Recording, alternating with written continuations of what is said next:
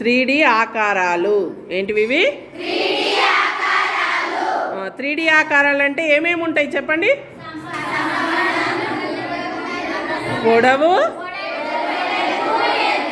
పొడవు, వెడల్పు, ఎత్తు 3 ఉంటాయి కదా. మమత నువ్వు చెప్పు, నీతోనున్నది ఏంది? చూయించు, ఏమేమి ఉన్నాయి ఆ స్తూపానికి? చూయించు, ఎక్కడెక్కడ ఉన్నాయా? ఎత్తు. సరే, ఇంకెవరెవరితో ఉన్నాయిరా? నువ్వు చెప్పు ప్రియాంక. దీర్ఘ గణము. Very good. నెక్స్ట్ నువ్వు చెప్పమ్మా, గట్టిగా చెప్పు. అర్ధగోళం. నువ్వు చెప్పురా పూజిత. సూబి కనబడతలేదు నాకు. ఏందది?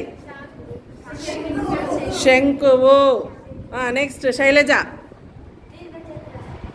గట్టిగా. అమ్మ అఖిల, శంకువు. దాన్ని కింద రౌండ్గా తీసేస్తే ఏం ఏర్పడుతుంది?